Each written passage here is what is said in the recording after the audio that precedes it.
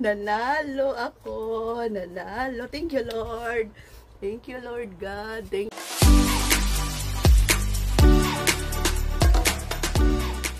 Hello mga sisi ko. Good morning. Kumusta kayo? Happy Monday po sa ating lahat. Sana nasa mabuting kalagayan tayo. Sana good health tayong lahat mga sisi. And laging mag-ingat po tayo always. Lalong-lalo na kung saan man tayo pumunta. Kasi nga sa panahon ngayon, lagi kong nakikita sa Facebook ang daming mga disgrasya, nakakawawa naman mga sisi ko. Yung mga sasakyan na disgrasya, minsan may mga patayan. Minsan nga, iniiwasan ko nang mag-scroll sa Facebook kasi dami nakikita na hindi maganda, di ba? Nani-nervous. Okay, so kagigising ko lang din and bago tayo mag-report sa ating duty sa tindahan. Kasi nga ngayon, aalis si Kuya Dave, punta ng palengke. Nako, dami ng kulang. Wala ng tuyo, mga plastic cups, bigas, mga bawang, sibuyas. Daming kulang mga sisi ko. So, aalis si Kuya Dave ngayon. Kain muna ako kasi tuloy-tuloy na to. Nagbihis na ako. Pagtapos kong maka-breakfast ngayon, punta na ako sa tindahan. Bitbitin ko na yung mga pangangailangan ko. Kasi si Kuya Dave ay aalis na. Tapos ngayon, Monday, may item ako na paparating from grocery. Siguro mga 7,000 yon. Mahigit, yung mga kulang sa tindahan, ayan, gi-order ko na lang sa grocery. And kape tayo mga sisi. Di talaga mawala yung kape pag morning. Mag-breakfast ako may kape. And kahapon pala, piyesta dito sa amin, Divine Mercy. So wala naman kaming handa. May bisita lang kami, yung boyfriend ni Cream. Dito siya kahapon. So, bumili na lang kami ng per kilo lang naman na lechon. Grabe ang lechon, no? Sobrang mahal. 800 ang kilo. May upo pa ako kunti. Tapos may natira kahapon sa lechon. Yan. Lechon paksiw na lang ni Kuya Dave. Yung natira kahapon. Okay, so kain muna ako. And pagkatapos, punta tayo sa tindahan. Doon naman tayo mag-continue sa ating vlog. Hala, uy, mga sisi. Mapatulala naman ako nito, uy. Alam nyo ba, pagdating ko kanina, di ba galing ako sa loob. Nag-breakfast ako. Tapos, nang dumating ako dito, upo ako saglit, inom-inom ng kape, may tumawag sa cellphone. Sabi niya, ito ba si Madam Rose? Sabi ko, yes, speaking. Sa ano po ako, ma'am? Sa KCC. Sa KCC po ako sa supermarket. Bakit po, ma'am? Ma'am, nanalo po kayo. Ay, nanalo daw ako. Nanalo daw ako, pero maliit lang naman mga sisi ko. Pero, pag manalo kasi tayo, no, libre kasi yan. Ayan, kaya happy, diba? Kahit na 500, uy. Sabi ko, yes po, ma'am, ako po to. Siya, hindi mo pa ba alam, ma'am? Hindi pa, ma'am. So, magkano ang ano ko, ma'am? Napanalunan ko, ma'am. Hindi pa niya talaga sagutin. Sabi niya, ma'am, iserox mo yung ID mo, yung dalawang ID mo, iserox mo. Tapos, yung, di ba may mga card man tayo kapag tayo yung mag-grocery. Doon kasi ako nag-grocery pag wala na akong stock dito sa tindahan. Siyempre, hindi ko naman lahat mabibili sa grocery, di ba? Pero, kapag makapag-grocery din ako doon, bultuhan na kasi, yan doon na ako. Tapos sabi niya, ma'am, i-xerox mo yung dalawang valid ID mo at saka yung card. Nabanggit ko na yung parang bonus card na kapag mag-grocery ka, isa-swipe nila yon na nagpapatunay na namili ka at may points ka. Tapos sabi ko, wow, nanalo ako. Magkano, ma'am? 500? Sabi ko, 500, ma'am. Sabi niya, hindi, ma'am, 7,000 plus. Sayaw ko, mapasayaw man ako nito. Uy, bis, marunong ba ako magsayaw? Chin chin chin chin chin chin chin chin chin chin chin chin chin chin chin chin chin Maki, sayaw tayo. Chin chin chin chin chin.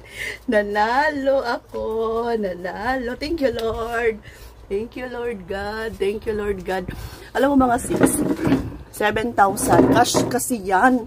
Cash nilang ibibigay yan. Hindi siya cheque-cheque lang na ibili mo lahat doon sa kanila. Cash kasi yan. Bawasan lang nila yan ng 10% cheque. Tapos magkano na naman yung 10%? Sabi 7,700. Pero yung 700 sa grocery mo siya ipamili. Pero the rest ay yung kabuuan ay cash po ibigay. Happy ako, 7,000, no? Ilang araw ko na yung kikitain dito. Magkano naman yung kikitain natin sa tindahan isang araw? Depende yan siya sa ano natin, sa benta. Kung may benta tayo na 10,000, 10%, 1,000, di ba? So, 7 days na yan kung 1,000 a day. Di ba? Thank you so much. Sabi ko kay Kuya Davey, may pambili na ako ng aking imine. May pambili na ako ng aking bag, sabi ko. Pero hindi, ipunin ko yan. Tago ko yan, tapos bili lang kami ng ulam-ulam, kunting ulam. O yun, di ba? Di ba? Yan, labi kong sinasabi sa inyo na God will provide talaga, na kahit na sa anong paraan, kung para talaga sa atin ibigay ni Lord, bibigyan talaga tayo. Hindi natin in-expect, di ba? Malay natin, sa susunod, malaki na. So, ang pinipray ko talaga kay God, na sana magka-pera ako ng malaki. Kasi nga, gusto kong iuwi yung auntie ko, na matanda na, 70 years old, na pabalik-balik na sa hospital. At saka yung mama ko. Dalawa lang naman sila dito sa Jensan. Gusto ko silang iuwi sa lupang kung saan sila pinanganak, sa Camiguin Island. Ayan, yun yung lagi kong, akala ko ngayon na yung pagkakataon, 7,000 kulang pa kasi. Kailangan ko ng 100,000 mga sisi kasi mahal ang rent ng van. Mahal ang van, iba pa yung bayaran mo pag isakay siya sa barge o yung barko from Cagayan, Balingwan to Camiguin, isasakay pa ang van. So, ang mag-shoulder niyan, ako kasi, so parang 4,000 papunta, 4,000 pabalik. Aside dyan, iba pa yung rent sa van, na nasa 13,000 siguro, 3 days, tapos allowance pa. Yun yung pinipray ko lagi sa taas, na magkaroon sana ako ng medyo malaking pera. Hindi naman pwede na yung, oo, may kunting naipon kami ni Kuya Dave, pero hindi naman pwede na yun yung gamitin ko na pang bakasyon, di ba? Sana separate. So, yung mga kinikita ko, iniipon ko naman, kunting kinikita ko, pero kulang pa talaga. Sige lang, hindi ako titigil sa pag-pray na sana bigyan ako ni Lord ng medyo saktong pera na mauwi ko yung aking mga dalawang matatanda. Habang sila ay buhay pa ngayon, ano pa sila, 70 plus. Tinitingnan ko yung tinitingnan ko yung kinabahan ako, yung cellphone ko, baka hindi naka-play ba, sayang, nagsayaw pa naman ako. Ayan lang mga sisi, God will provide always, huwag mawala ng pag-asa, diba? Kanina lang, nag-intro ako sa loob ng bahay, kumain ako. Di ko pa talaga alam, pagpunta ko dito may tumawag, buti na lang ako ang nakasagot, si Kuya Dave, kasi minsan pag pangalan lang yung, pag number lang yung lalabas sa cellphone, hindi siya naka-phone book kung may name, hindi niya yan sasagutin.